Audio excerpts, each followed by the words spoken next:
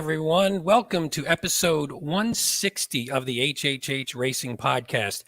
Don't adjust your phone or your computer or whatever you're watching this on. Howard Kravitz, for the first time, I think, in 160 episodes, plus some snapshots and some interviews and some others, is not going to be joining us on the pod. He is out somewhere gallivanting through Saratoga. Hopefully he cashed a couple tickets today, and hopefully we'll cash a bunch of tickets over the weekend. But it's just me, my co-host, my normal co-host, Paul Halloran, and our special guest, Kyle Roscoe. So it's just going to be the three of us tonight, and we are going to talk through the late pick four at Monmouth. Not the late pick four, I should say, the all stakes pick four that leads into the Haskell. I don't know if you were paying attention, but the PPs got released about an hour ago. So it was a bit of a scramble. So originally we were going to do the pick five, but then we noticed that there were two sort of lower stakes races and non-stakes, lower company races that ended the late pick five. So we figured the pick four, all stakes, some really good horses, some really good fields. Figured that would be a much more exciting sequence to talk about.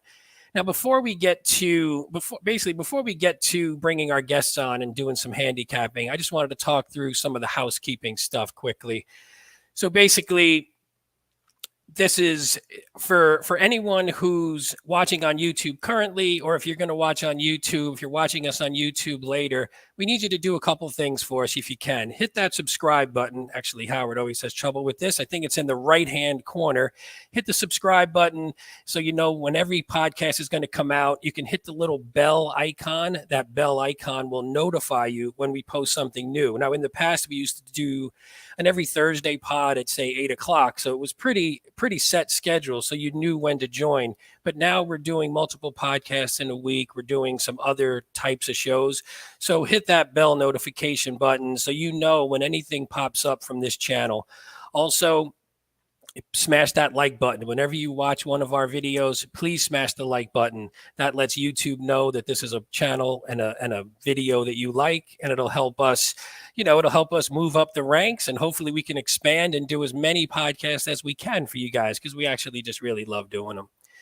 So quickly, for you audio listeners out there, please listen, subscribe, and review on whatever platform you use, whether Spotify, Apple Podcast, Anchor, or whatever method you use. I like Overcast myself. That's a great app. For any of you who don't use podcasts, that's a good one.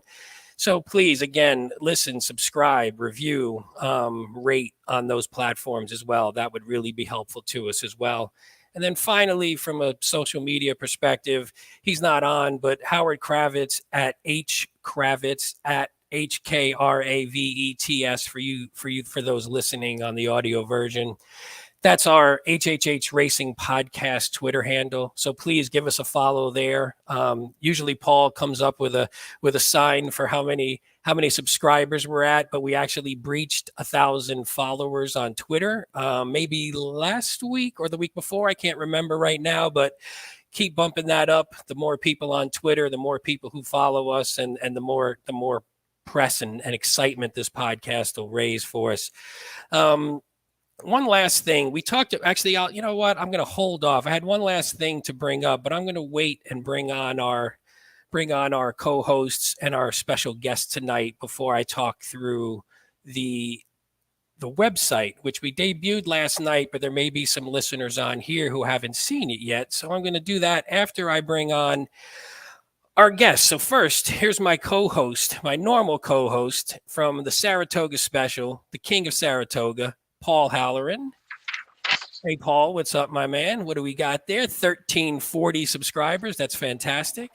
And then second, who I'm going to dub right now, the Prince of Arlington. That's just me making it up. The Prince, I should say, of the track formerly known as Arlington, Kyle Roscoe. What's up, my man? How you doing? Nothing. Good. How's it going, Pete? Yeah, it's good. It's the same. It was a rough last hour or so waiting for those PPs to come out, but other than that, pretty good. Had to take a dig at me in Arlington. The smoke, the white smoke finally came out of the roof in Oceanport, New Jersey. I'd like to thank Pete, a good friend of the show, Nick Tamaro, who we had on last week. I tweeted the Daily Racing Form in frustration at about 5 o'clock saying, any ETA on the Monmouth TVs? I mean, they drew the race at noon, okay, and about a half hour later in my inbox from Nick Tamaro were the PPs. So well, thank you, Nick. Thank you, Nick. And Nick is going to be at Monmouth this weekend, by the way. Yeah, you know what? I was listening to him on a pod this afternoon or yesterday, actually, and I heard him say that. So that's exciting. So good for him. He actually was a great guest on our show last week and gave out a nice exacta in the Sanford, which paid, what was it, about 100? Was that about 150 something? You hit that, right, Paul? Yeah, 155 for a dollar, Pete. It was, I mean, that was as I said last night. It made up for a lot of other mistakes and it made up for a lot of mistakes on Saturday and a big pick six play on Sunday that was not. On Saturday rather. Yeah, it was not successful. The double carryover. So well, that's excellent. Actually, so I had a couple before we get into the handicapping. I actually had a couple. One quick question and one quick topic for us to talk about. The first one's for Kyle here. So Kyle, you tweeted this the other day. Tell us about your awesome horizontal win at Saratoga on Saturday. You said, if I read it correctly, that was your biggest hit ever. Is that true? It was, yes. And unlike our other man here, Paul Halloran, I'm not a serial horizontal player. So I was very vertical, especially when I worked at Arlington. I was very race by race based and just playing my picks as I saw them fit.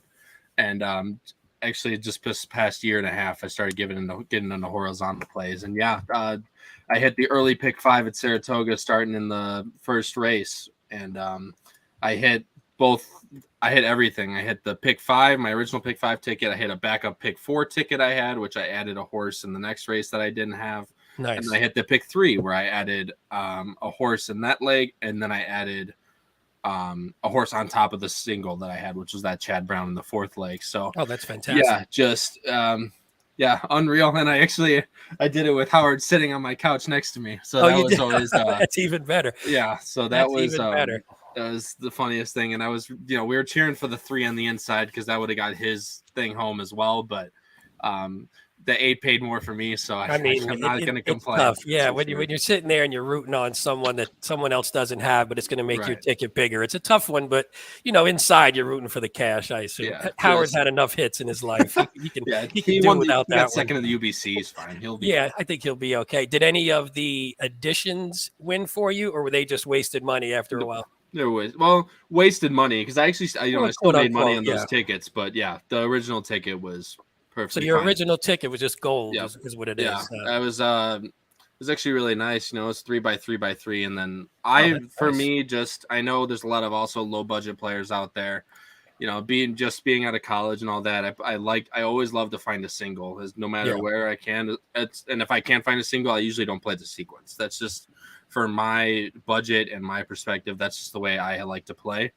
And my best opinion in that whole sequence, no matter the price, will be single. If it's going to be a 3 to 5 Chad Brown favorite, as in this sequence, or if I like a 4 to 1 the most, I just play my best opinion as a single and I move on with it. So, and that's, like I said, that's kind of due to the budgetary concern, but also I just like to play my best opinions. No, and I think that's helpful because I think some people do struggle with, do you find a single in every sequence? And it's not always the easiest thing, but if you are sticking to a budget, if you do have a number in mind, it does make it a lot easier. I know I had in the pick 5 we went over on yesterday's show, I had a single in there who got run down, Chalk, who got run down late today, but I was out already. Did you watch that one, Paul? I mean, I assume you were. I was. You know what? I was actually alive, and I had that horse. I would not have been.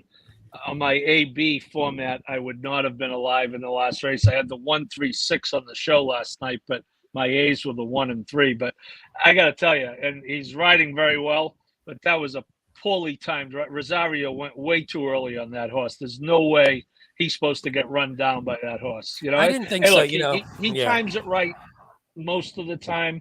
And if you read his quotes after the race, between the lines, he almost admits it. There's no way that he's supposed to get run down by that horse. But good for Gary Siaka and Eddie Fazzoni. It's Eddie F's Racing. He owns a seafood restaurant in Saratoga. He was actually on Steve Bick today. His first stakes win at Saratoga.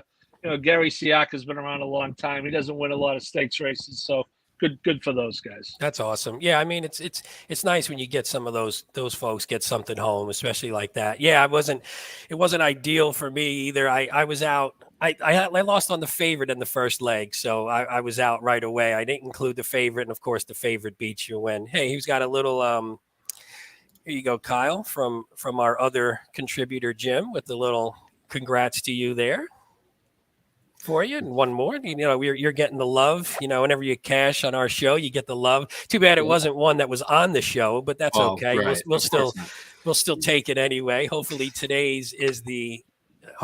you give us the one that that cash is big tomorrow, or I should say Saturday. Yeah. And thanks to everybody. I appreciate it. And it's always nice to get one home when you can, for sure. Yeah, anytime, man, anytime. All right, I had one more question again before we get into handicapping, and basically this is around the 3-year-olds. Now that we have the Haskell coming up, so we're out of the Triple Crown season. Now we're sort of in the second season, the summer season. So we have the Haskell kicking off. We have the Dandy coming up. Then we have leads into the Travers and the Pennsylvania Derby, and then the Breeders' Cup Classic eventually. So my question to you guys, with everything completed from a Triple Crown standpoint, and we're looking forward to the summer, what 3-year-olds are you most interested in going forward?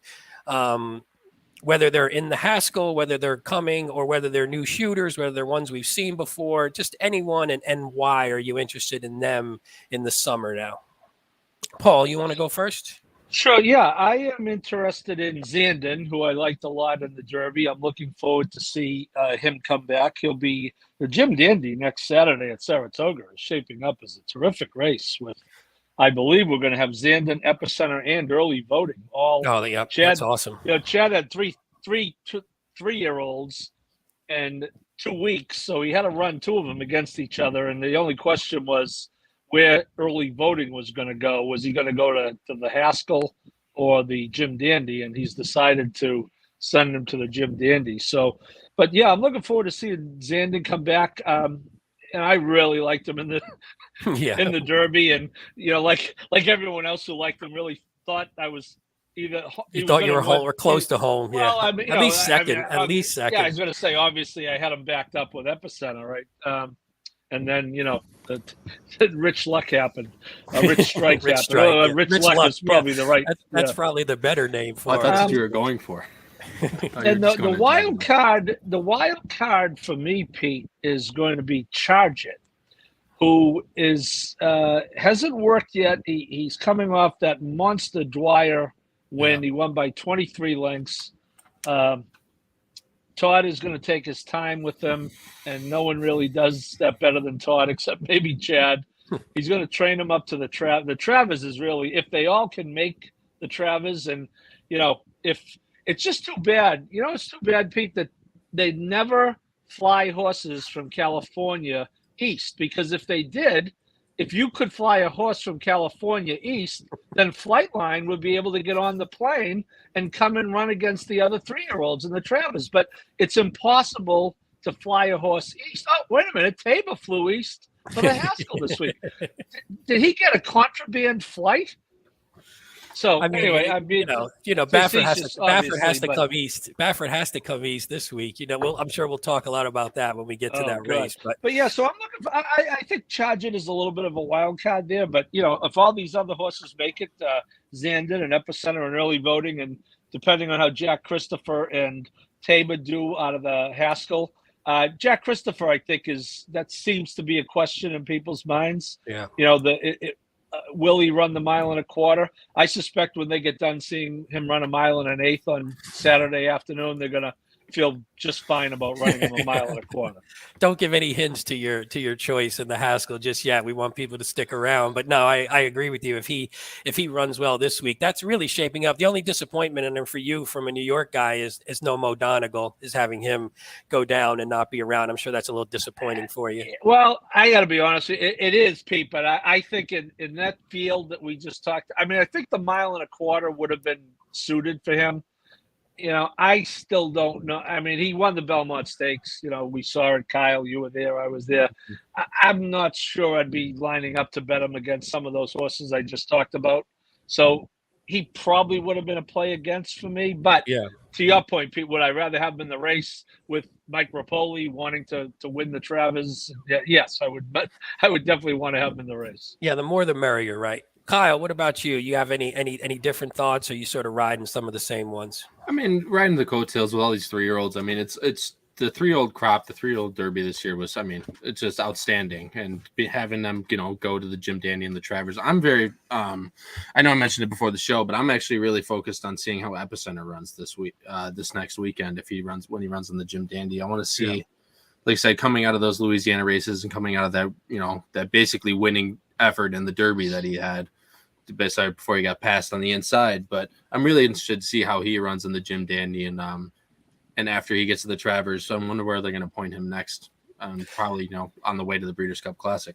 Yeah, no, I agree. I think because he was obviously the hot horse, and going into the Derby, he was probably the top choice for most, and then definitely going into the Preakness. So we'll see if the freshening sort of helps him out a bit and brings him back to his normal form. That's right. That's exactly the freshening. Exactly what you just pointed out. That was going to be my next point. Was I like that they gave him a little bit of time. Obviously, after the Preakness, they kind of let him. He wasn't. I don't know if they didn't like him at the mile and a half that the Belmont is, or whatever they wanted to do.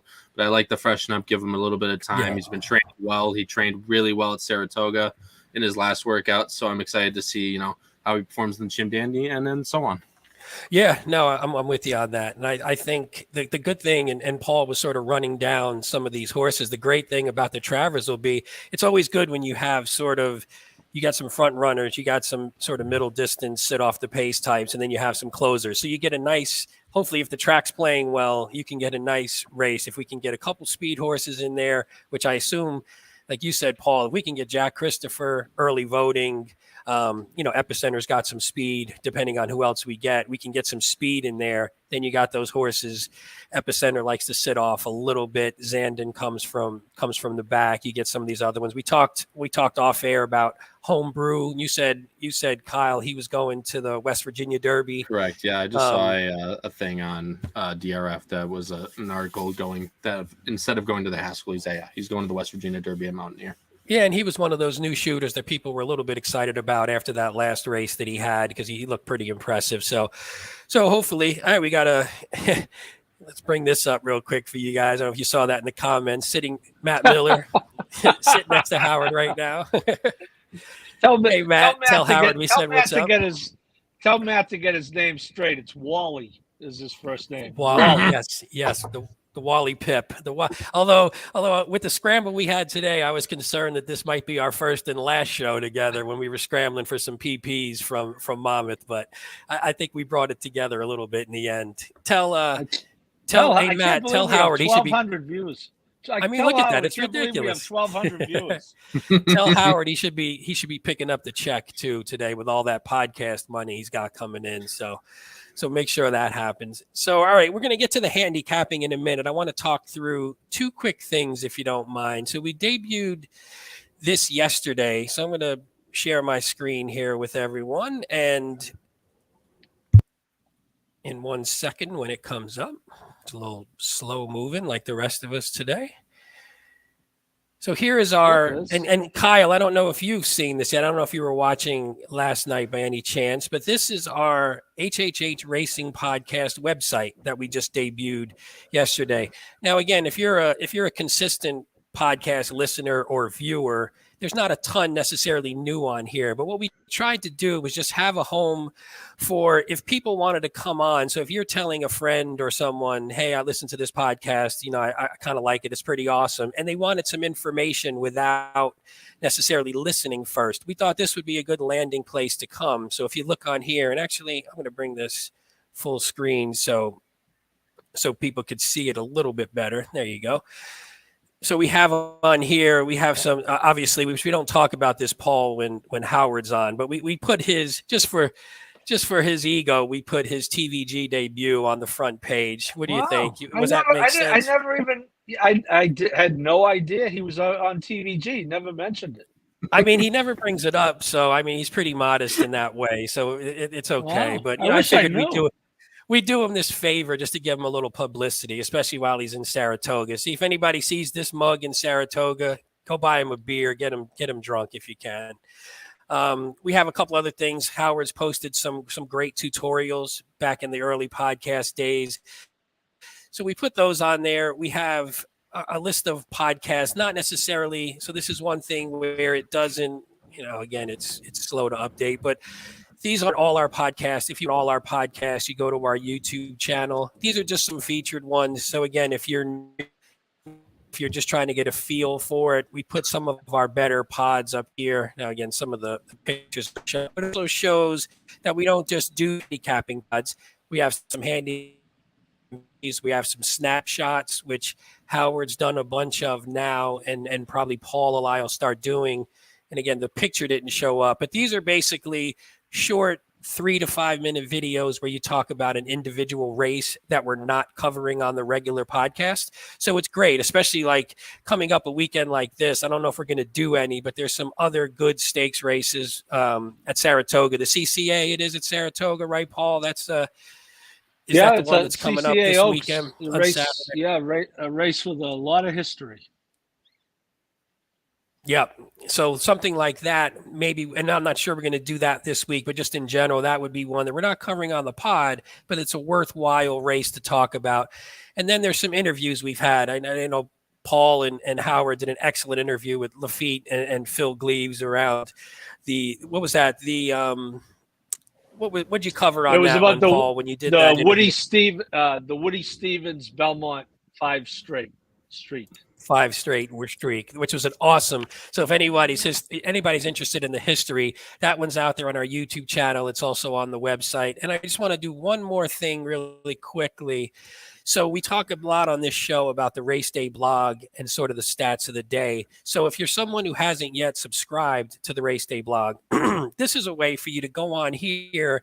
And what we've done is we just listed some past ones. So basically, here's a few that you can download, sort of the most recent ones. And here's the stats of the day. So you can get a sense for, and we bring one up. So here's a race day blog. So you can get a sense for what's offered, what's included. Let me make that a little bigger for if there's any old folks with bad vision like me out there.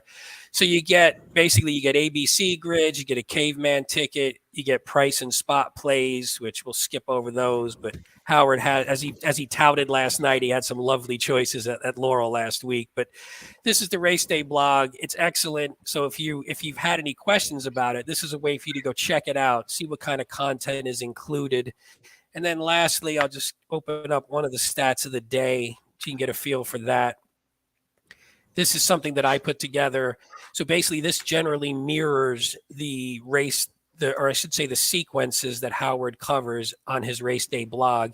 And this is really just using Formulator. And we talk a lot about this on the show. This is using Formulator to bring together some stats, key stats for the race. And this is for people who either don't have the time, don't have access to Formulator, or just aren't comfortable enough to dig into the stats. This is a way for them to maybe get a head start on that and get some assistance. So we put this out as part of the blog. You get both of them in an email. So if you're interested, again, the information about the blog is on our website, which is HHHracingpodcast.com. And under the YouTube channel, basically under every video, and I think on the channel itself, there is a link to Patreon where you could purchase, or I should say subscribe to the race day blog. So it's very good. So we want to make sure that you knew about that. And then so again, this is there. If you know anyone who might be interested, shoot them this. This way they can get a sense of the pod without necessarily listening first, but they can get a good feel for what we're doing here. Any thoughts, Kyle? I don't know if that's the first time you've seen that. Any thoughts on that one from your perspective? That actually is the first time I've seen this, and I think it's actually a really good idea. Not only to have everything all in one place, so you have the YouTube channel on one place, all the different products that you guys offer, such as like race day blogs and all that stuff. But I really like that you guys have an archive of the race day blog. So like Howard's always touting it, he says all my price plays, all this, but you can actually go onto the website now and actually see that they were listed inside the blog. So I think that's a really good way to have people kind of, take notice of what the race day blog looks like, what they're getting for their money and stuff like that. So, before they purchase it, they can kind of see what they're getting. And, and that comes out every week. So I would say that's definitely a good addition to the podcast. Awesome, and that's what we were sort of hoping for. So, again, yeah, because it's a lot easier to see it visually than to just listen to us talk about it. So, one more quick thing before we jump in. If we want to give a quick look, and we're actually going to be thankful to one of our most valued sponsors, the Adelphi Racing Club. And I know Howard on this show talks about that because he's partnered into a couple of horses through the Adelphi Racing Club. And he seems to really, I mean, as far as I can tell from what he said, he's really enjoying the experience with them. So we wanted to just give them a shout. If you want to contact them, adelphiracing.com. Just go to their website, again, adelphiracing.com. And actually, we're going to play a quick little spot, which gives a little bit more details and a better look into what they're doing. Adelphi Racing Club, offering a truly personal racing experience. Looking to own thoroughbred racehorses and win at the highest level circuits? We're not just a syndicate, and our members aren't just investors. We are partners. Experience the Adelphi difference. Join the club today. Contact us to get a taste of the Adelphi experience and come hang with us this Saratoga meet.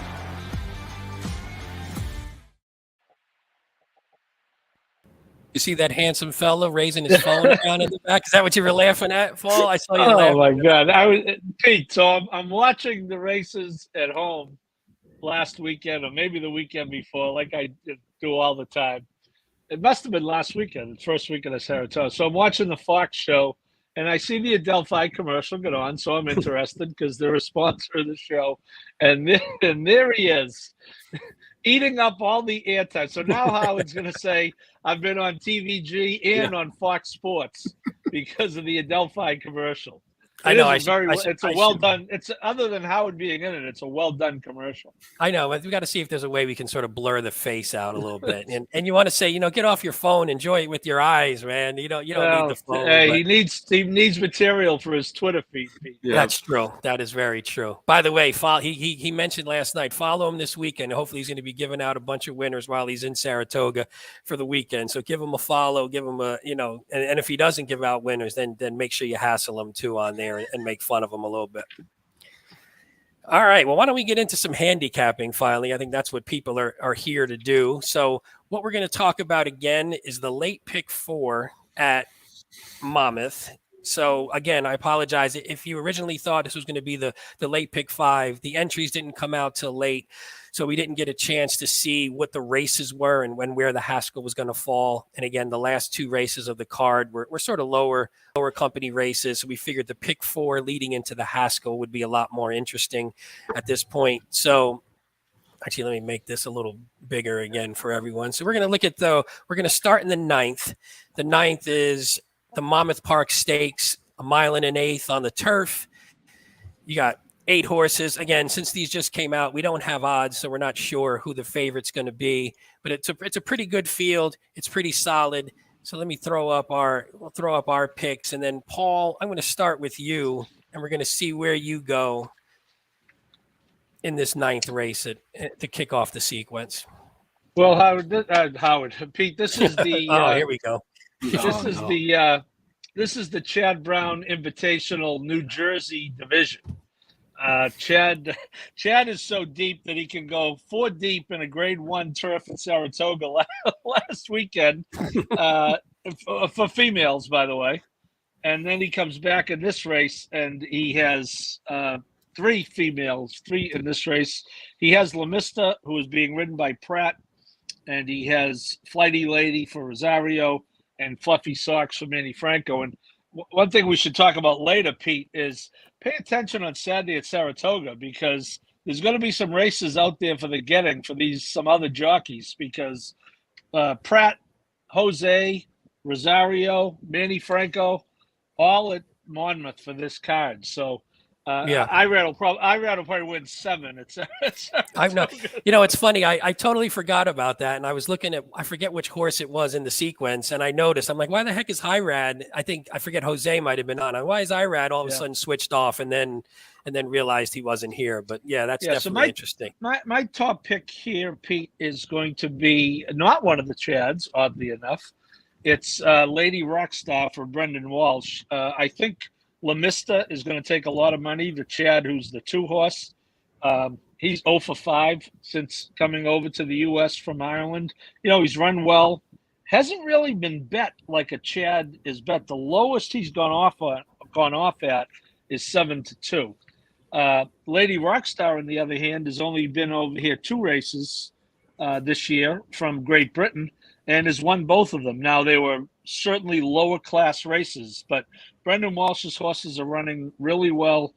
This horse runs an 89 and a 90, so he'll have to step up a little bit. But I think as a value play, I wanted to go with him. And the Chad that I like the best is right next door in the 5, Flighty Lady. He just missed in that New York handicap that Bleecker Street came from nowhere and won again on Belmont weekend.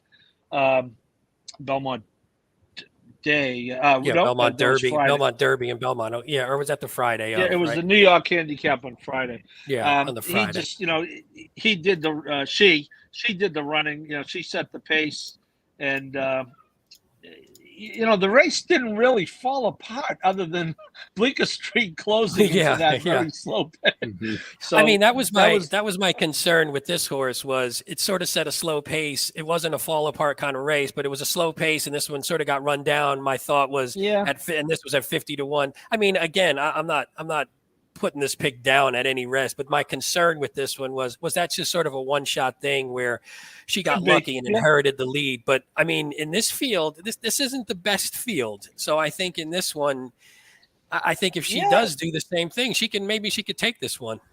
I was going to say, it's on paper. Where's the speed? That's what I was going to say. That's one of the reasons why I kind of like Lady Rockstar a little bit. She didn't go to the lead last time. She was 3rd, but made a good middle move and took over the lead. I think this 5 with Rosario has the lead and pretty much has all the early running to herself. So I went 4-5, and then I went with Lamista. I went with the other Chad 3rd, Lamista. So I went 4-5-2. I'll be using in the pick 4, the 4 and 5, the heaviest, but I will also use the 2, and I will use Fluffy Socks a little bit. Okay, because we had you as Fluffy Socks in 3rd, so I don't know if you wanted to talk about that one. I know you're right. You're right. I think you had that one. I think that was your pick, if I remember, because we did that race on the pod last time. I think you had Fluffy Socks last time as well. So I don't know if you want to, because I know you and Kyle both have her in 3rd. I gave you 4, 5, 6. Yep, I'm using both the 2 and 6 defensively in the pick 4. I'll be using the 4 and 5 as my A's. Okay. Sounds good. And actually, so Kyle, you're the only one who has, I have the 7 in 3rd, but you had the 7 in 2nd, Vigilante's Way. So I don't know if you want to talk about that one. And then also if you have any comments on Lady Rocket, since you also have her on top. Yeah. And like Paul said, I was looking at this. There's really just no speed in this whole race, which for me personally, I just think, granted, he got run down by Bleecker Street, which again, Bleecker Street can run into any pace whatsoever. But I believe that, I think just based on the pace, I think Lady Rockstar and Vigilante's Way are just going to sit the same trip. They're going to kind of sit, that 3rd, 4th area and just get a run at the 5 by the time, because the other speed realistically, just based on time form, 87 pace on the 3, but that horse just looks way too slow to do anything. And then the 1 looks to go off the lead as well, but the 1 has no turf whatsoever. So, like I said, that's kind of the thing where I'm at. The 5 just looks like the speed. And like I said, I'm looking for horses that are going to sit that trip right behind him and go by him at the last time. The 7 with that 94 buyer last time at Monmouth again. Granted, he's going to go a little bit farther this time out the inside, I guess what you would call a chute, right? The inside chute at Monmouth.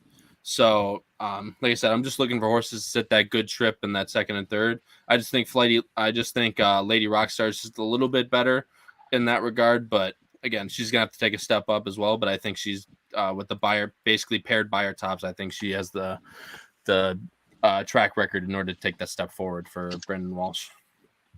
Yeah, I'm with you. I think I reversed my picks on the scroll there because I liked Lady Rockstar on top. The only thing I did different, and I I was with you. I thought, like, if you look at time form, the top speed horse is Whole Bodymeister, and Whole Bodymeister has a couple races on here. You see this one back in the Devona Dale, obviously on dirt and going a little shorter, but this one potentially has speed, and you figure from the one hole is probably going to go. Now I looked and I thought the dam side was very good on turf, or at least it was turf enough to where I feel like they might be comfortable putting this one on for that. So if it is the lone speed, again, if you get lone speed on turf, and like you said, I just don't know if there's really any speed behind it, and if this one can back it down a little bit. I think I mentioned it on the show yesterday. I'm getting tired of getting beat by the lone speed in a race. So in a lot of these sequences, I'm going to keep the lone speed on my ticket, especially in one where there just doesn't seem to be anyone else. Everyone else seems to want to sit off just a bit. But I do think Lady Rockstar is probably the best horse in the race. And it's just the jump up, a little bit of a jump up in company. But if she can handle that, then I think she's going to be pretty tough. Any last thoughts? Anybody else you want to talk about here? I think the rest of the field was sort of questionable. If not, we'll move on to the next one. This is just my spread race. I mean, especially like I want to talk about Fluffy Socks a little bit. Like I said, I just think with the pace figure in this race, I think the other two are just going to get a jump on her. I think she runs well here, and I think she gets up, somewhere in the third, maybe close for second range. But I just don't, like I said, I don't see the pace for her to close into. And then I don't really think Core Values is that bad of a horse either. Like just looking at it again, he's going to kind of sit that middle trip as well. I think he needs a little bit more running room to go on, like a mile and a quarter. I think granted dropped to 6th, but I think that was still kind of where that horse kind of wants to be. So like I said, I'm not going to try and give away anything in my pick, the pick 4 later, but this one's going to be my largest spread race of the day. I think there's just a lot of horses that can sit kind of that middle trip, and like I said, I don't want to get beat by anyone on the lone speed. So that's kind of where I'm that makes sense. Race. Yeah, with Fluffy Socks, my question was that one always seems to leave a little bit too much to do for herself. So sometimes it doesn't, she just doesn't get there, and that's disappointing sometimes because if you like her, because she always looks like she's run a good race, and then she comes back and she sort of does the same thing where she just doesn't get there for you and disappoints. So we'll go on to the 10th. This is another stakes, obviously, since an all stakes pick 4. This is the Molly Pitcher. So the Molly Pitcher, 1 1/16. Another horse that Paul, I know is another one that Paul had come back with. I think you had search results in the last one when she got run down by Clairiere and Malathat. So I assume I go way back in search results, Pete. She's been run down before at very costly time, but I got to tell you, and this horse is clearly going to be the favorite. Although I think Bonnie South always gets bet, except for the last time, did not get bet in the Phipps in that race. Where's the closest thing search results has to a mediocre race would be that distaff handicap at Aqueduct, where she kind of ran an average third. The third in the test, was to Bella Sophia, who's a terrific horse and super sensation, who we're going to see trying turf, I think later on in this sequence, if I'm not mistaken. Or in the race at Saratoga. Maybe she's in the race at Saratoga. But anyway, this horse shows up every time. Is search result, is she better at a 1-turn mile or 1-turn 7 furlongs? Maybe, but remember, folks, this is Monmouth, and a 2-turn mile and a 16th at Monmouth, isn't a lot different from a 1-turn mile at Belmont, just because speed typically holds pretty well there. I think she's got this field over a barrel, but, I play the horse all the time, but I think it's a big upset if she loses this race. That's my opinion. Yeah, I agree. Which is not too creative. We don't have the odds, and no, that's okay though. And I think I apologize. My formulator is loading very slowly, so I have no idea why. But I was looking at this and think this is definitely class relief for search results. Now there are a couple good horses, Army Wife and Pete, Bonnie South. Sorry to interrupt you. Before we go on, people are saying in the chat the banner on the bottom.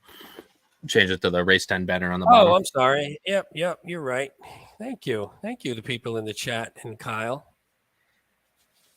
Oh, good. Yeah, Sorry, didn't mean to everything is- interrupt you. Go ahead. Give us what you No, got. no, please. I was going to say that as you look at our picks now that I put the appropriate picks on the screen, we're all on search results pretty easily. So I think we all think that she definitely lays over this field. I mean, she's just coming out of company that is just better than these, at least on paper.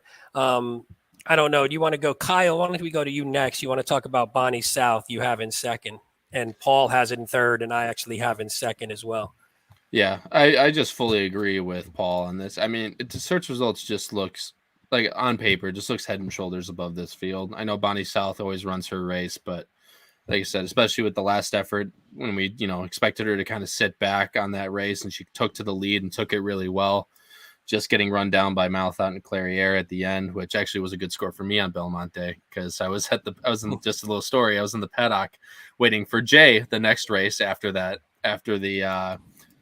what race was that guy? Ogden Fitz. Jeez, I had a brain fart there. But yeah, I was actually sitting in the paddock and I couldn't believe Clairiere was like 5-1. I was like 5-1. Yeah. I ran to the ticket window. I bet better to win at $25 or whatever I did. And that actually got me home. I know on a bad beat for the podcast owner himself and with Malathaat, but yeah, that was actually really good for me. But like I said, I think Bonnie South always runs her race. Last race, I think she was just a little bit outclassed with all four of those horses that were in there. And I know, let's not forget Latruska was in that race as well, even though she didn't run the race that day. Like I said, it gets back to what she's a little more comfortable with here. I think search results, like I said, like Paul said, just gets out in front, runs off everybody. I think Bonnie South closes and just closes well for second. And I guess let's talk about one. And again, I apologize. I'm waiting for the PPs to pop back up, but you have the two Pennybaker. I have the two as well in third. This one was sort of an odd choice, but what did you like about Pennybaker? Or was this one of those where it's just, you're just looking for probably what I assume is going to be a price. I mean, without the odds, but I assume that one's going to be a price for sure. Yeah, for sure. And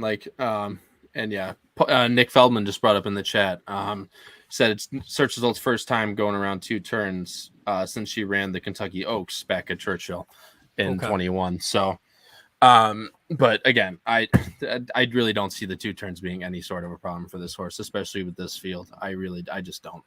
I think she just lays over this field pretty heavily here. All right, we're back in action here. So you want to talk through anything about Pennybaker? Do you like this one for any reason? Or are you just taking a flyer? Yeah, I mean, like I said, I'm not getting too cute with it. I'm just, like I said, search results, Bonnie South, and Pennybaker. Like I said, that race back at Laurel. Granted, it was at Laurel, but ran a beautiful race, sitting right behind it. Granted, got a pretty decent trip in that race. But like I said, it's just kind of the thing where I just thought those two were kind of above the rest, and I was picking between the rest of them. Army Wife that Paul has actually in second I was just going to ask Paul. Yeah, Paul has him in second. You want to give a little bit, Kyle, first though. What were your thoughts? Why'd you leave Army Wife off your top three? I just thought that race two back for Pennybaker would fit this race pretty well. Like I said, Bonnie South kind of coming over the top and just Pennybaker sitting that trip, getting up for second or third somewhere in there. But I just didn't get too cute in this race. Obviously, the two favorites with search results and Bonnie South, but just trying to, like I said, pick four. You'll see me later. I don't like to go very heavily on the total price side. So yeah, this will be pretty easy for me here. But that's where I kind of went. So Paul, we'll jump to you because you have Army Wife in second. So what do you like? I mean, this horse is nice. I think the only concern I had was a little bit light in the figures, especially compared to search results. Do you think this one has a shot to win, or are you just sort of an underneather? She's going to be a B for me. It'll be the only other horse I use in the pick four, Pete. She danced every dance last year. If you look at her PPs, she ran the Black Eyed Susan. Then he sent her to Iowa for a kind of a free space in the Iowa Oaks. She again in the Alabama run down by Clairiere and Malathaat. We've heard that story already today. In the Cotillion, she lost to Clairiere and Howard's other child, Obligatory. And then didn't run great at the end of the year. But third off the layoff this year, the figure did go up he went 82 to 88. Now you're going to say, Pete, accurately, she only has a 92 to run back to from last year, and we can't argue that. And again, I'm not saying she's going to win. I'm saying, in my opinion, if search result stubs all of her toes, then I think loses a couple shoes maybe along the way. Yeah. Well, we've had that happen too. Say, don't put that one out there. Yeah. I think this horse would be the other likely winner, and I'll have her as a B on like one ticket. No, and I think that's a good call. And again, it's one of those where at 4, if you see a progression again, so it went from the 82 to the 88 and this one, if there is some sort of progression, now you're getting a little closer to, I mean, if you look at search results, yes, the 96 to the 102 is fantastic. So I think this one is just improving. And again, I think it's just a little bit of a class above. But if Army Wife does take that step forward and search results, I don't know if a pace heats up and search results is a little too close or anything could happen. I think Army Wife is definitely a logical one. All right, let's move on to the next one. Pete, so we'll one more thing, Pete. You know what I find? Oh yeah, what I find interesting is, IRAD is the regular rider for search results. IRAD staying at Saratoga. It's very common, especially with a guy like Chad, and we saw, I think, someone else doing it earlier. Was it Brendan Walsh? That, with Jose in town, I'm kind of, and I know Chad is, he's into the hot and heavy with Pratt. I find it a little surprising that Jose, who's in this race on a horse that he's never ridden before and who was available, this really shows you what Chad thinks of Pratt, I guess is what I'm getting at. Yeah. Because, it's not uncommon for, you can't argue with one it. Ortiz I is think not there like to that. go to the other. Oh, I love Pratt. I'm not. Yeah, I'm just saying. I find it noteworthy, if not odd, that of course, Pratt's in town. So, and especially in a dirt race, if that even matters. I don't know. I just, when I saw Jose riding a horse that he's never ridden before, it almost makes you think, what the plan was. Was it always the plan to come to this race? Or was it a last minute thing? And we don't know that, and we won't waste people's time. It's always hard. Yeah, and it's always hard to get into that stuff. I actually like the fact that, because when I was looking at Penny Bakers, I had Penny Baker in third. I actually like the fact that Jose got picked up. I didn't even think of it. You're 100% right. When I saw Pratt get picked up on a Brown, I didn't think anything about it because that's just his guy now. So I figured that makes sense if Irad's not around. So, and plus that it forges a little healthy competition, which we already have, we think, between Irad and Flavian. So we'll see if he can ride this horse a little bit better. So all right, let's move on to the 11th. Let's put our picks up this time so we don't forget. But the 11th, the United Nations, 1 3/8 on the turf. 10-horse field. We assume this is one where I don't even want to assume. I don't know what you guys think. Kyle, do you have a thought on who you think might be favored in this one? There's a couple of horses that tend to get bet and maybe not win. So who do you think might be the favorite in this one? See, that's what I tried to figure out when I was working through it, because obviously, as you can see on the bottom of the screen, we didn't get very creative here. We all have the same 3 horses. You two actually have the same exact order. I actually went for the 1, but like I said, it's honestly going to be a shootout. I'm really interested to see how Gufo gets bet, especially in this race probably. But like I said, that's the thing is with this is another race with just very little like competitive speed in it. Tribivon just looks to be head and shoulders above all the other speed. So especially bringing back to that last race, which that race is something I can talk about for a while, but yeah, it's going to be interesting to see how these 3 shake out, but I'm really interested to see, especially with the pace dynamic, and how Gufo gets bet. But I wouldn't be surprised if he became the favorite just based on his class. Yeah, no, and I agree. And actually, Gufo is one of my favorite horses, just from a fan standpoint. I always like the big closers, so I always sort of root for him. But he does disappoint in some races, and you wonder if this one, I mean, at least on the top end, this isn't the highest class in the world. I mean, it's a little softer field than maybe some of these are running against. So I feel like Gufo, when I was looking at it, if Jose Jose would get him, or Jose, if Joel would get him a little closer. Like he seems to struggle when he's stuck too far back. But Paul, what do you think? Do you have a choice? I mean, I see you went with the 4 on top. Do you think the 4 would get bet down off that last race, or just be just you like him because it's the lone speed too? Well, he's not going to be 19-1, Pete. So no, this unfortunately not. This will be the case of missing the wedding and being there for the funeral, I'm sure. I like the fact that Manny Franco stayed. Yeah. Manny has been riding very aggressively. This race is begging to be ridden aggressively. I don't love my picks. I think Gufo is extremely pace dependent, to say the least. Although, interestingly, he did have him closer in the Man o' War, and that race also was run at a snail's pace, 51-4, and just never could get up to Highland Chief. Yeah. So I think and this is a race. If you look back, this United Nations, there have been, I'm pretty sure, speed horses do fairly well in this race. So. They rode Tribuvan like he needs to be ridden last time. And I think Manny's going to do that again and say, come catch me if you can. If Gufo, if he can be softened up a little, then I think Gufo could catch him. I don't think Gufo catches him by laying closer to him, because I just don't think that's Gufo's best game, Pete. He wants to run like you want to see him. He wants to, with that big run, as he did in the Sword Dance. Hey, I saw him win the Sword Dancer last year, which was a very good race. He has a great turn of foot.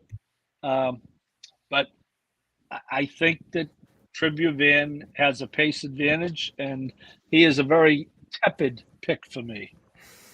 Yeah, so I'm with you. So I went with, and actually, again, I apologize. The formulator is acting up, but I went with the 4 specifically because I did think of the pace advantage. So again, you get, if you're like me, you got beat by Tribuvan last time, and this horse is just one when he gets on the lead. And he's not setting like breakneck fractions. So he's got, I mean, if we look back at the PPs that we can't see necessarily, he's got some of those where he's popping like 140, 150 time form fractions when he's on the lead in some of those. And those are the ones when he gets caught. If he can get up front and set sort of sensible fractions, then I think he's much better. And in this one, there just isn't, I mean, just looking at the time form, there just isn't a lot of speed. I mean, Carpenter's Call has a 108, is the only one higher. And I don't know if that one has the class to run with some of these. So I'm looking at it as, let me put Tribuvan on top. Hopefully he takes it all the way. And if not, I'm going to look for Gufo closing. So we all have the 1. Kyle, you actually have the 1 Adamo on top. Do you want to talk through that one? Yeah, it's just, I just think with Tribuvan, I believe that if he doesn't get a clear lead, which again, there's no saying he won't in this race. But again, I just looked through his time, his pace figures. Again, last race, they just left him alone. Basically, he was out there by 6.5 or 7 going out there, which, oh my God, again, I could talk about it for ages. I'm not going to, but I could. Don't get mad. I'm not. But then back in the United Nations last year, actually, he ran 5 clear of everybody else and 1 on the lead with Pratt again. So I just think if one of these horses, like I said, can even get to him on the lead, I feel like Ed Hamo just sits a little bit closer than Gufo does. And I feel like he might be the one to reap the spoils of that.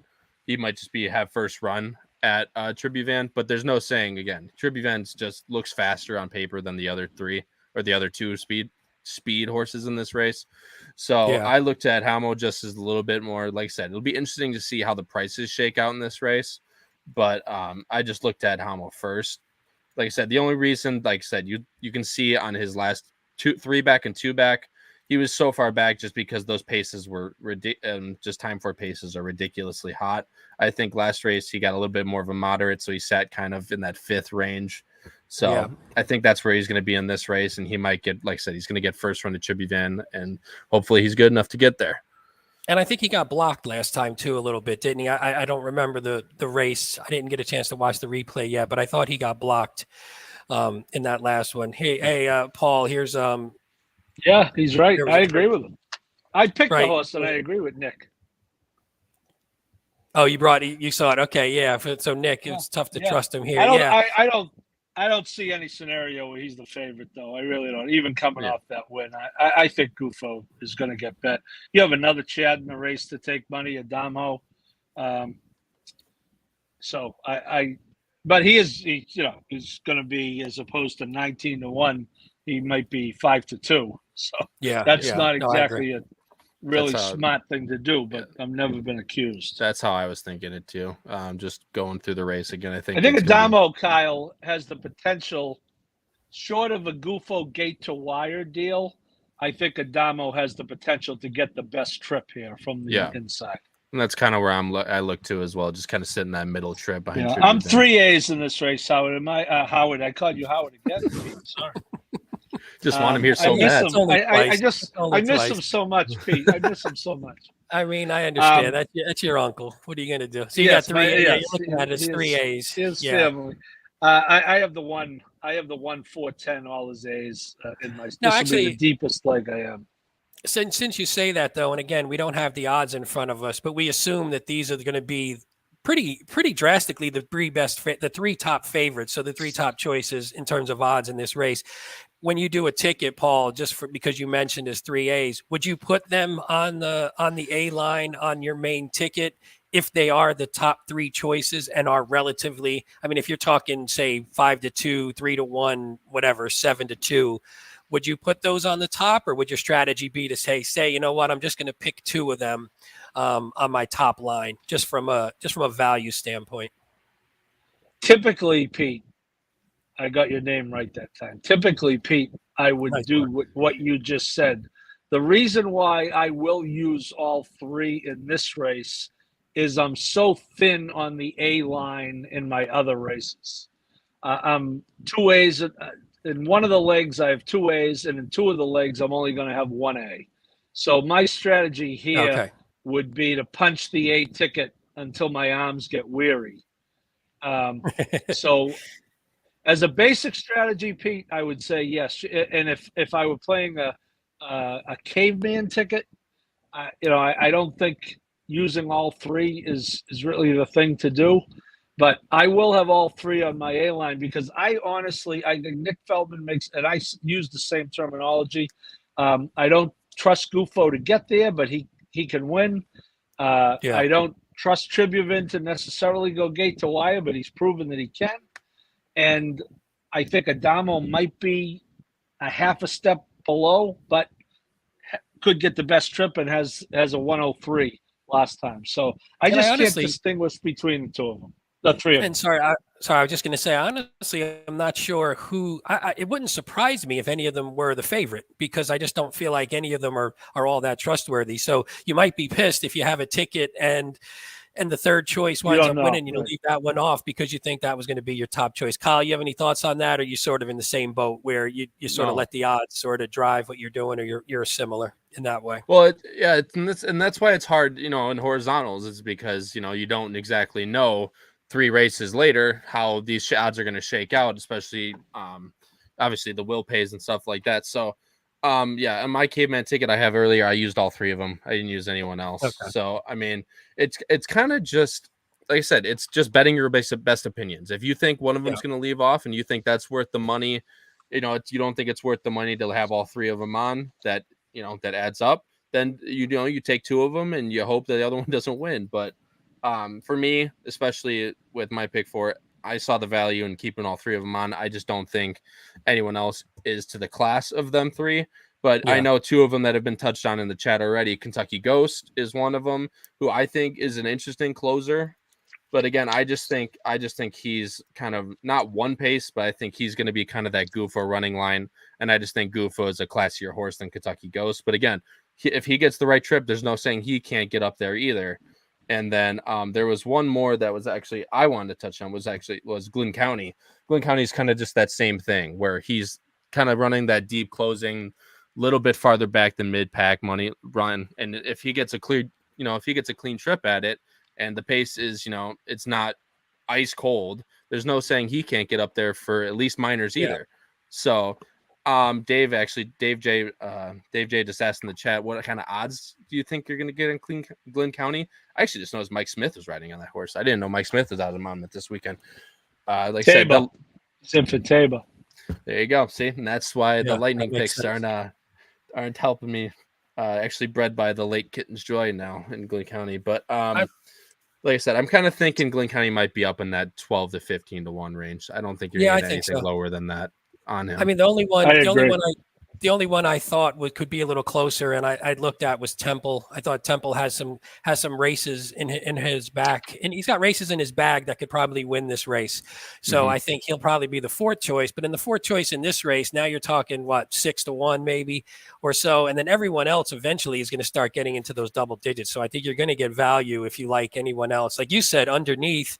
If you think the closers are going to come and Tribuvan's going to fade, or if you think Tribuvan's just going to slow it down and the closers aren't going to get there, maybe you go for one of those prices in the second or third spot. Howard likes to talk about, he talked about it last night a lot on our shows, where if you like a long shot, you sort of put them in the second and third spot in a triple, in a vertical, and you can sort of hope that you can figure out the rest around it, but you get that long shot and they can hit the board and you can make some solid money off of that. All right, so let's move to the next one, the big one of the day. And let's see, we'll bring this back up on screen if everything is. Apologies again, everyone, for the formulator. I don't know what's going on with it, but it won't load. Stuck without the PPs today, and pretty much everything that I have is running a little slow. So, all right, in the Haskell, 1 1/8 million. This is what we've been waiting for to kick off again, like we talked about earlier, that second season for the 3-year-olds. So the two big ones here, we have Taba, we have Jack Christopher. Let's see what we got. So we got Paul. Let's start with you. You're going with Jack Christopher on top. Just give us your thoughts. Yeah, and I look at. No one loves the late great Harvey Pack more than me, and Harvey Pack would tell you never bet a favorite who you're asking to do something for the first time, and we're asking Jack Christopher, of course, to run around 2 turns for the first time in a Grade 1 race. You know, sometimes you got to go with your eyes, and I saw that Woody Stevens race. Was it the greatest field in the world? No, it wasn't. Do I think 7 furlongs hit him right between the eyes that day? Yes. Do I think he's going to run 1.25 miles in the Travers or the Breeders' Cup Classic? Not necessarily, but I don't see him having any trouble getting 1.125 miles in this race. And part of that is, and I could be wrong, and you'll see my picks at the bottom, I'm going to get beat by Tabor. Tabor in the Kentucky Derby at 5 to 1 might have been the most overbet horse of all time, in my opinion. He beat a very weak, average Santa Anita Derby field. Look, Baffert is going to, with a vengeance. He wins this race all the time. I get it. I'm going with what my eyes saw at Belmont Park on June 11th, and I'm going to go with Jack Christopher, and I'm going to bet that Tabor's not that good. And if Tabor's that good, I'll look forward to seeing him in person in Saratoga Springs on August 27th. Kyle, what do you think? You have Jack Christopher on top. You have Tabor in second. What are your thoughts on Jack Christopher, sort of mirroring what Paul was saying? I think that's an absolutely fair assessment. I mean, I was there as well watched him run in the Woody Stevens. I mean, granted, I know it's an extra turn, but I have there's no doubt in my mind that this horse can get the extra distance. That the absolute, like I said, Paul said that the 7 furlongs was just, it was the perfect distance for him that day. But for me, just watching that horse run that day, there's no way that horse cannot get 1.125 miles. At least, like I said, I could be wrong, but just like Paul said, I'm just going off what I saw. There, like I said, I think Tabor is that good, but just these runs from Jack Christopher are just some of the most, they're some of the most eye-catching races that you'll see from any horse. So Yeah, and from a fan perspective, you sort of hope when a horse like this, you sort of hope that they are, and we'll bring up just the non-formulator PP, so we could take a look. You sort of hope that this horse is as good stretching out, just because it makes everything more interesting. When the more competition you have at the top, the better. So if this one is that good and can get the distance, then going into the Travers, potentially even the Breeders' Cup long term, again, out the 1.25 miles seems like a stretch, but you never know. You never know what a horse can do until they try. And a lot of horses have sort of overrun their breeding before. So maybe this could be one of them as well. And one thing I wanted to add, actually, I know Matt Bernier touched on it, and I know you had the Equibase up. They actually, and Dave actually just brought it up in the chat. I actually saw that Tabo actually got made the morning line favorite over Jack Christopher. Tabo is 7-5, and Jack Christopher was 3-2. Yeah, actually. And sorry, you can see it here. Yes, 5-3-2. Not sure where that came from. Go ahead. Sorry, pal. I didn't mean to cut you off there. Like I said, no, you're good. I think it's literally just comes down to the distance. I think that he didn't want to, like Paul said, he didn't want to make him the morning line favorite doing something that he's never done before. Like I said, obviously, like I said, some of the most eye-catching stuff that you'll see. But I think Taba learning that Santa Anita Derby, I think that's what made him a very slight, like I said, morning line favorite, but a very slight morning line favorite over Jack Christopher. But for me, that's Baffert. That's the Baffert factor, Kyle. Yeah, that's what I was going to ask you, Paul. Is that Baffert? Yeah, he wins it 100%. And I know you say, well, it's Chad Brown, but Baffert is. They love him in Jersey. He wins this race almost every time he comes. He's going to go get his hot dogs at the place down the street. Seen the spiel on TV, and he wants to. That he's dying to win a race like this. Although I'll be interested to see if he comes himself. Jimmy Barnes traveled with the horse. I assume Baffert will be coming for the race, but you never know with Bob. Bob has stayed home for a Grade 1 race before. Jimmy Barnes is the constant traveling partner, and Jimmy did travel with this horse. Hey, look, they paid $1.7 million for this horse. They wanted to win the Derby. He had a shot to win the Derby. He didn't run a step. They got to be thinking, as you said, Pete, it's the second half of the year now, and now season 2 is, Haskell, Jim Dandy, Travers, Breeders' Cup Classic. And, they have to be thinking that. So he can win. But I'll tell you one thing. If he's lower odds than Jack Christopher, I'll be making a flat bet in the race. On Jack Christopher. I could see that. My only thought with Taba was, and you see, because in the Santa Anita Derby, which was a pretty impressive race, but it was only 6 horses. He sat basically a pretty great trip. Whereas in the Derby, it might be just too much too soon. The only thing you think is maybe, and obviously it had Yaktine technically in the Derby. Now you're back to Baffert. Baffert's had him back for a little while. This is a smaller field. You're talking only 8 horses, so maybe not as much. He should be able to sit closer, which it looks like he would want to do, and maybe see if he can stalk and pounce again like he did in the Santa Anita Derby. I guess we'll see. He's an interesting horse because he looked so talented that if he can get back to that, he's going to be an interesting horse going forward. So I want to move forward. So, Paul, we'll go to you quick. You have the one Cyberknife in third. Why don't you talk about this one? You think this one is a win chance or just sort of a notch below? He's going to be I'm only going A's and B's in a race like this, in a pick 4 sequence. I'm going to have Jack Christopher as a lone A, and then I'm going to have 3 B's. Normally this horse would be a C for me. Yeah. I kind of like the horse in the Derby. Also didn't run well, but a lot of horses don't run well in the Derby. Usually about 15 out of the 20 don't run well, right? He came back in a much easier spot in the Matt win, and it was kind of life and death to get up, but he did get up. Do I think he's a win chance? Yeah, could he win?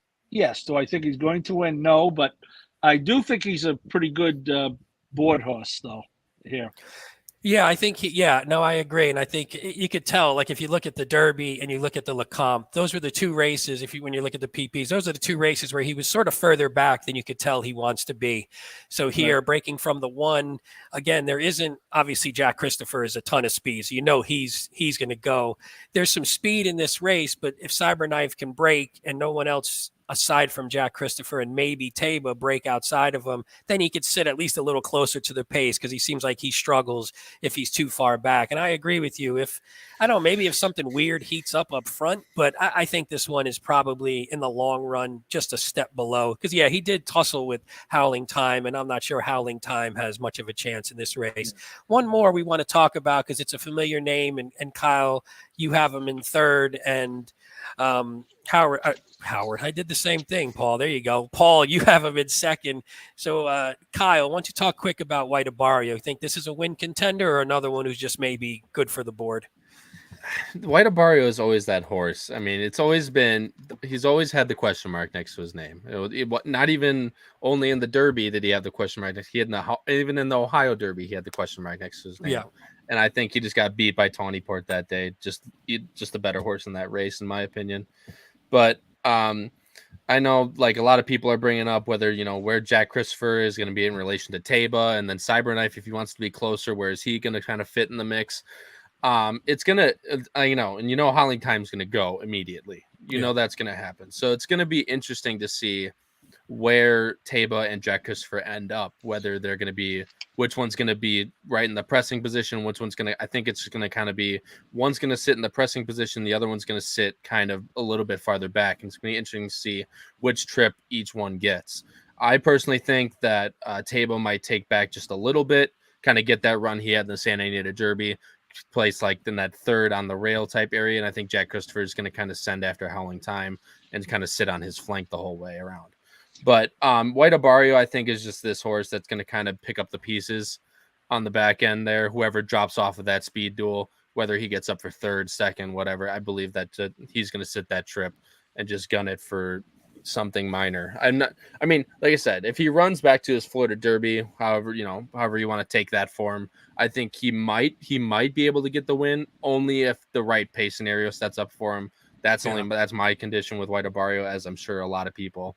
So we'll see how that goes on. But for right now, I have White Abarrio in the minors. But hey, Paul, I was going to jump to Paul because Paul, you have him in second. You think of him as a win contender, and what do you think about Rosario picking up the ride from Gaffleone? You think that enhances his chances? Or one last question, sorry, some people think this is maybe just a Gulfstream horse, even though he ran okay in the Ohio Derby, he didn't run as well as he had before. So that's a lot of questions. But Rosario, do you think he's a win contender, or do you just think he's maybe a Gulfstream specialist at the top of his game where he's just good everywhere else? Yeah, so was it Saffie Joseph reaching out for Rosario, or Rosario is going to be there anyway, and Tyler Gaffleone, who's going to have a good chance to win some races at Saratoga Saturday with all these other guys out of town. He's got off to a little slow start. So I think Rosario suits the horse. I definitely think he's a step below. Could he win? Yes, he was a little bit of a buzz horse going into the Derby, as you recall. A lot of people liked him. A lot of it depended on where you stood on that Florida Derby. But, if you think the Florida Derby was weak, you might think a little differently after watching Charge It win the Dwyer by 23 lengths. So yeah, the Florida Derby might have to get upgraded just a tad. But we remember Charge It. Oh, sorry, Paul. I was just going to say, in Charge It was really green in that race. Or some people thought he actually might have won the race if he would have sort of ran straight, which he didn't do.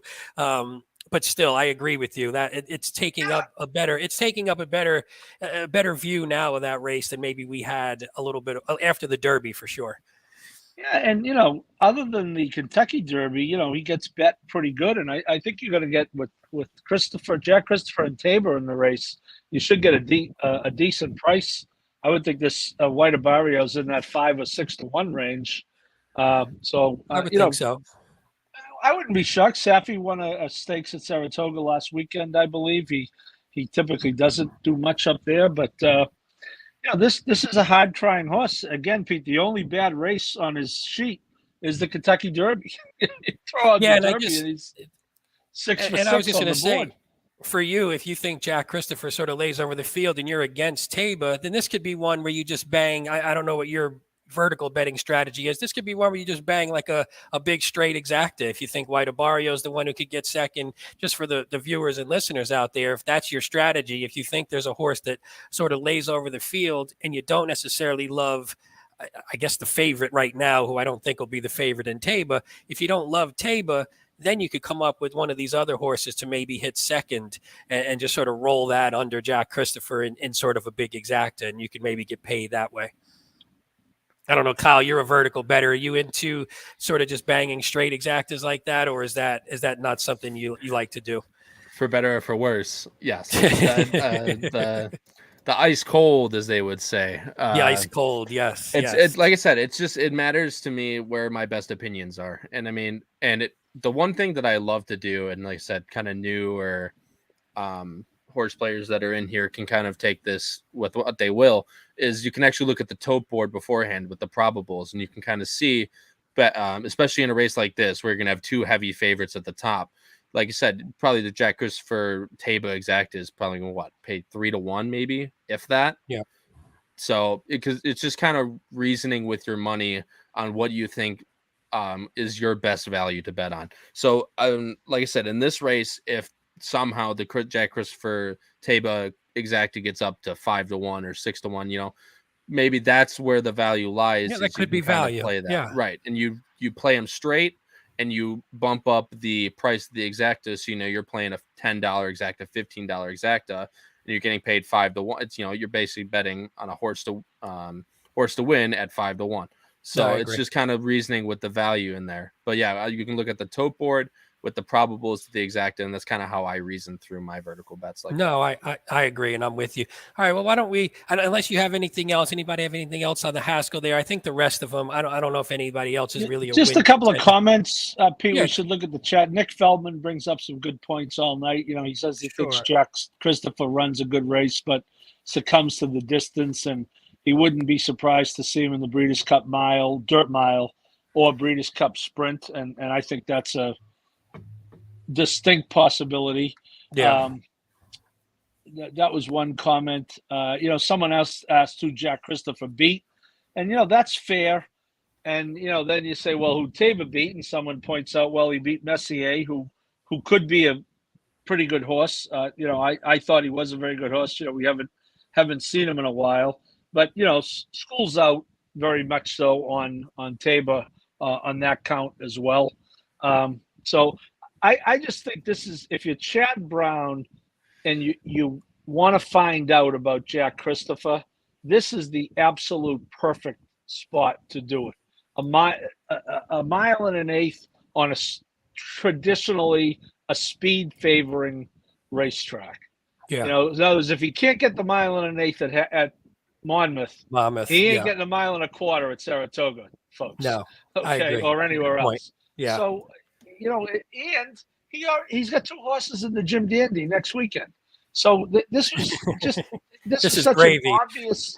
This is an obvious spot for this horse, and we'll see how brilliant he is. Anyone who thinks he can't get the distance and he's a bet against, I got no argument with him. Okay. I'm the other way. My vertical in this race, if I didn't play Jack Christopher flat, I'd be playing either Cyberknife or White Barrio or both underneath, and not playing Taba, hoping to get more like an 8 or a 10-1 exacta. No, I agree. With Jack Christopher. So that's what I'll be doing. But I've been wrong many times before. And one more thing that I want to touch on real quick. Oh, actually, Alex stole my thunder in the chat. Is my rebuttal always to the point of, who did he beat? Who did he beat? I always love to look and watch replays on how they beat the horses that they beat. You can only be the thing is that for me, you can only beat what's in front of you. So, whoever he's placed against that's who he can beat that day. You're not going to, be comparing to, like you said, like Flightline to Jack Christopher or whatever you're going to do, just because they're not racing in the same race. Then you need to beat who's in front of you. And just the way Jack Christopher has beaten these horses in these past 4 races that he's had, like I said, some of the most eye-catching races that you'll see, especially that one at Belmont last time. If somehow you haven't seen it, give yourself a treat and watch that one and watch Flightline's races. Just unbelievable. Definitely.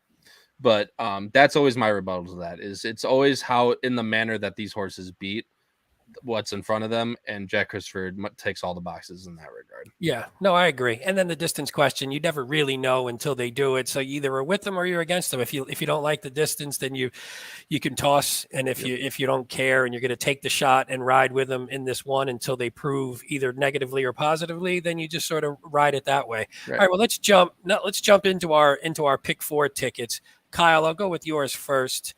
So I'm going to read it out for the listeners first in the audio version. So Kyle has 2, 4, 6, 7, 8 in the first leg, single of the 3 in the second leg, 1, 4, 7, 10 in the third leg, and 1, 2, 6, 7 in the fourth leg, and that's a $40 ticket for 50 cents. So Kyle, what was your strategy here?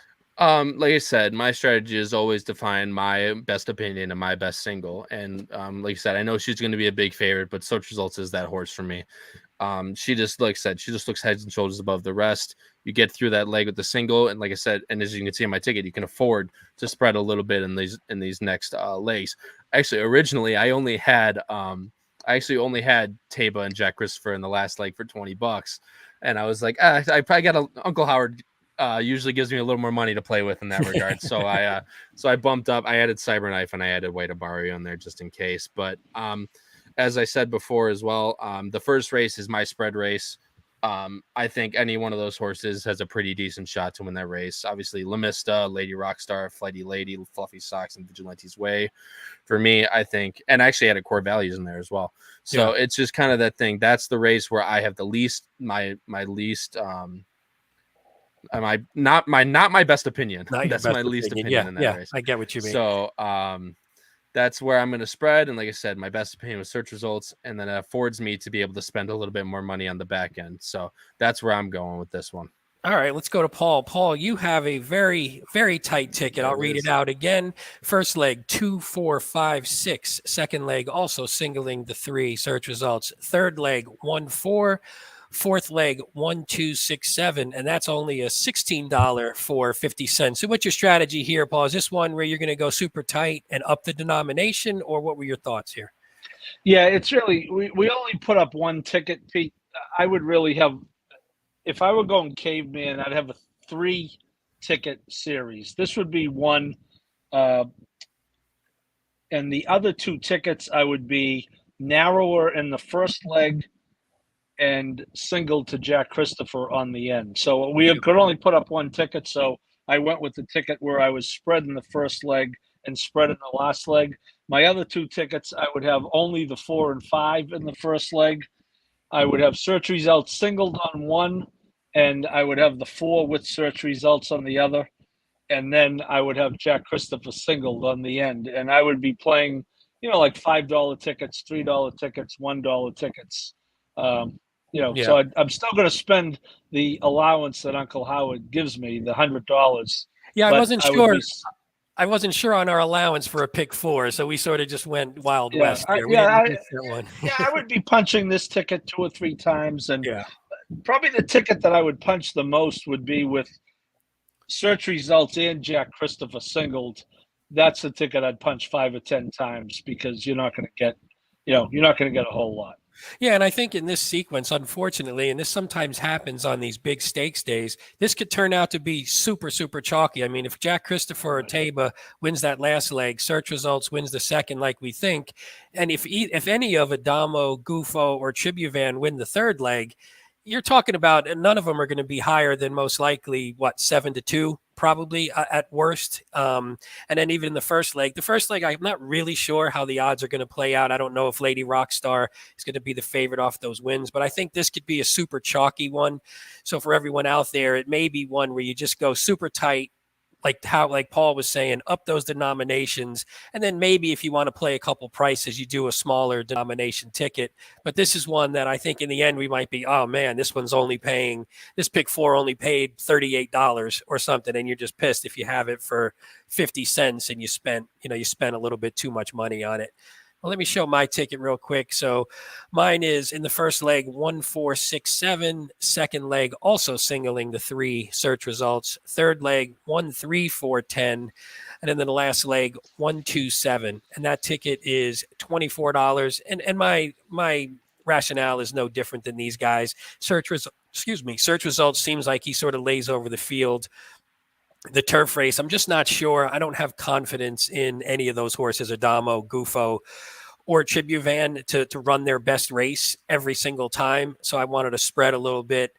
The Taba, I'm going to ride with Taba a little bit more than say Paul will, just because I think talent sometimes wins, and if Jack Christopher can't get the distance, Taba does seem like a logical winner if he's fit, if Baffert has him tight. So I'm going to go there and sort of just ride with that and think. Again, I'd probably do something a little tighter and try and up the denomination just in case it does really, really chalk out.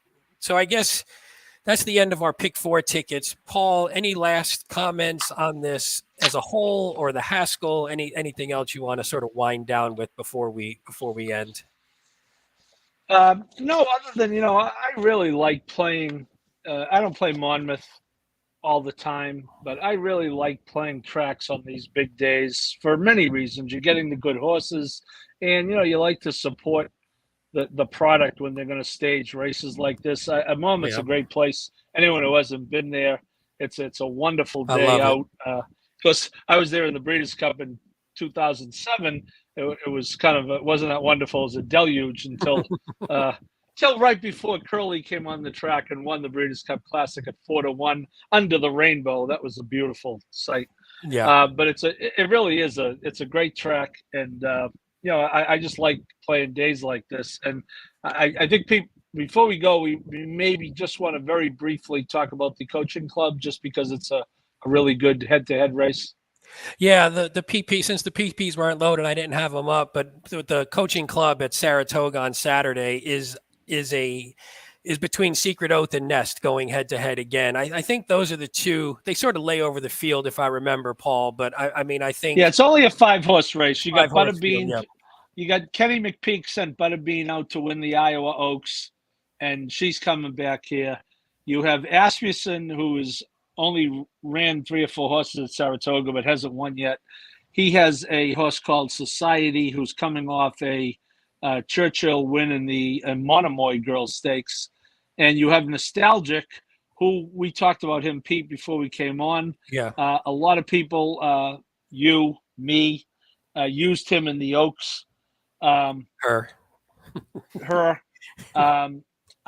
I think it comes down to Nest and Secret Oath, and I have a pretty strong opinion that I like Nest much better than Secret Oath.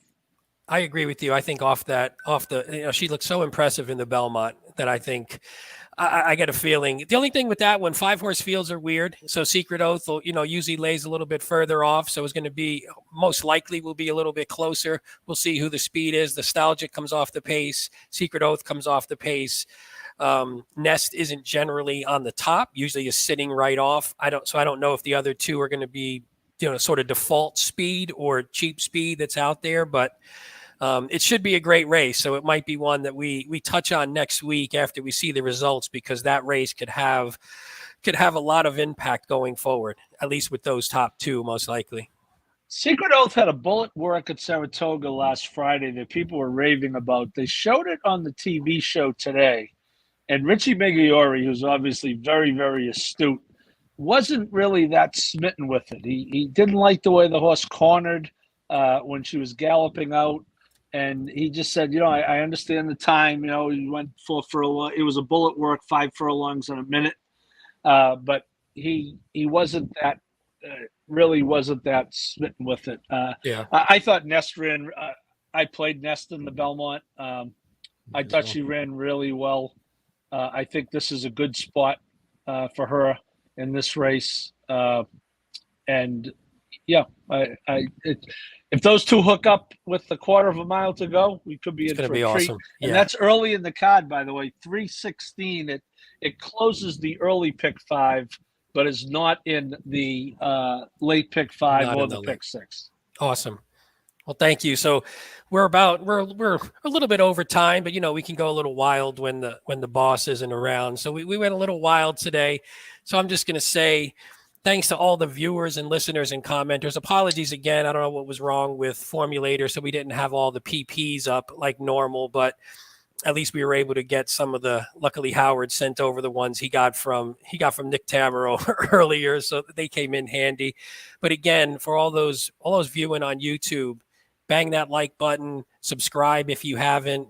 And also comment below. We try and respond to comments. If you comment in, if you have anything, if you have any opinions about this race or even any other races and you just want to talk them through because we didn't cover them on the show, feel free to drop that in here. Otherwise, I want to thank you guys for listening and you guys listening on the audio version subsequent to this. I want to thank my hosts, my co-hosts today. I have one thing. That's something. I have Howard. I have a request. There's someone that's waiting there for you. Oh, I see it. Let me see. Let's bring somebody on. Hey, good job, guys.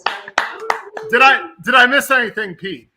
We best show ever. You Just missed the picks, man. You missed the picks and some winners, and we had like the technical difficulties with Formulator. Formulator was crap in the bed today, but other than that, I think we did okay. Listen, I was watching part of the show. You guys did an awesome job. I'm here at the house there at Saratoga, where it's like 9,000 degrees outside and about 10,000 degrees inside the house I'm at. But we're gonna have a great time. You guys did a great time. Hope you gave the people some winners. Kyle, congrats on your hit, by the way, on Saturday. Look how you guys talked about your horizontal bet during the show. Is that right? We did. Right, yep. All right. We wanted to give our special guest some love. We wanted to give him some love on here when he's cashing big tickets like that. Absolutely. Well, I'm sure you guys had a great show. I look forward to watching it in just a little bit. But thanks, guys. Hope the viewers enjoyed it. Did a great job. Looking forward to a fun week here in Saratoga. Yeah, good luck Get yourself out there, out to Howard. the Oklahoma tomorrow morning, Howard. At 7:30. I'm going there at 7:30 in the morning with Kim Weir from the TRF. We're going to be going on a tour of the backstretch with Richard Migliori and seeing a bunch of horses, and it's going to be fantastic. I love this place already, Paul. You're absolutely right. And Paul, thank you very much for the $20 gift for a drink. Myself and Matt Miller, we already used it, buddy. We already had a drink. Thank you very much. I wanted to make sure that I technically bought Howard's I'm going to let you officially end the show. You can take me off, but thanks, guys. Really appreciate it. Thanks, Have Howard. fun. Good Thanks, luck, Howard. man. Everyone. Make Take some care, guys. money, Howard. See ya. All right. So for my co-hosts today, Paul Halloran and Kyle Roscoe, I'm Pete Visco. Thanks all for joining the HHH Racing Podcast. We'll see you guys next week. Good luck on the Haskell, everybody. And no DQs this year. No DQs. Let's have a clean race. Later, everybody.